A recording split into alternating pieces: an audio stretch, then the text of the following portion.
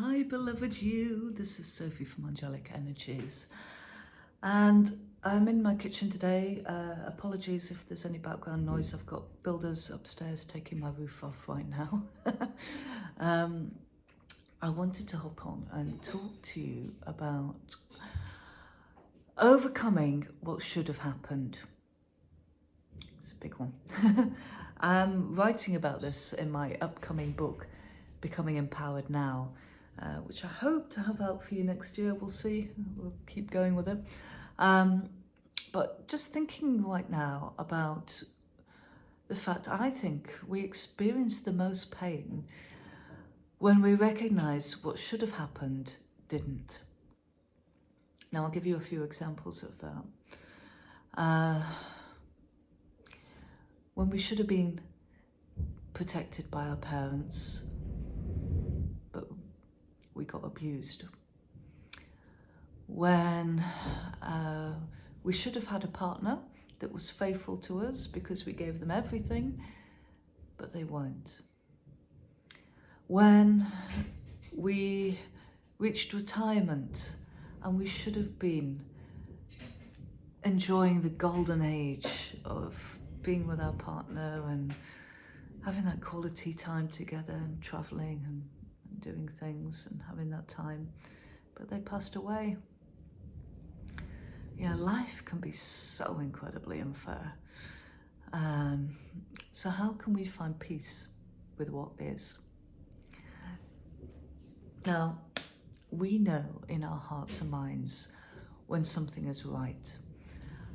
And when we don't experience that, it can be very difficult to come to terms with things. And if we're not careful, bitterness and resentment, it can really eat away at our feelings of confidence and worthiness and peace. So I want you to first and foremost recognize that any failing of another person is their shortcoming. It's not yours. And yes, we do need to take responsibility for our part in things, but recognize we can't have control over how somebody else big bangs and crashes outside, sorry. We can't have control over how somebody else thinks and acts, and what they do and what they don't do. You know, they've got their own battles going on. They've got their own issues. I like to think about it a bit like how Shakespeare put things, you know, and the fact that we're all actors on a stage playing our part in this lifetime, but, you know, in the next lifetime, in the next incarnation, those roles are going to be reversed. They're going to be flipped. So, you know, yeah. Just have a bit of perspective about things, and realize that your soul is here for to feel into the most expansion it can, and it does that through experiencing issues. You know, that's just how we grow and we learn. So we owe it to ourselves to honour the fact, and sadly that we can't change what has happened, but we can learn and we can grow from it. That's why we're here. Okay, as difficult as it is sometimes. And while we are fully entitled to feel disappointment and anger, and I think, you know, that's actually quite healthy, because it shows us that our boundaries have been violated and we're not going to let that happen again. So the danger is when we hold on to that lower frequency energy for too long, because, you know, if we allow it to poison our hearts and it will just cut ourselves off from the happiness and peace that we so deserve to feel.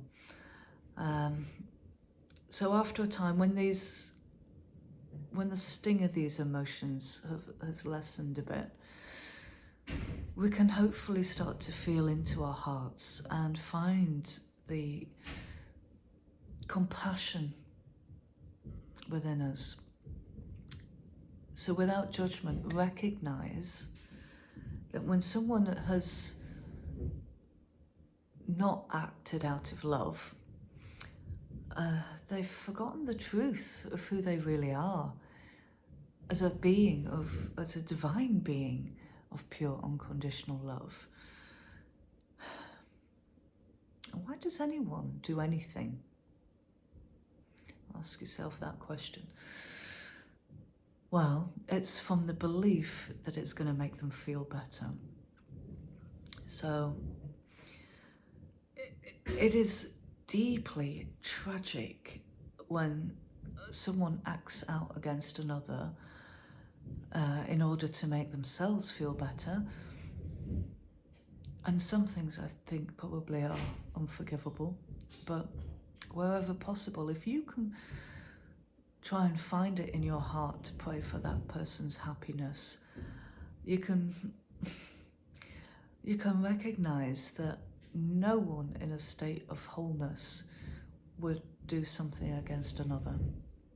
You know, think about, consider how they must be suffering to have done that. You know, what they must have endured to have behaved that way. Now, praying for someone else's happiness is not just for their sake, but it's for your own. Because the more you can return to a state of love, the more miracles will naturally occur in your life. I can promise you that.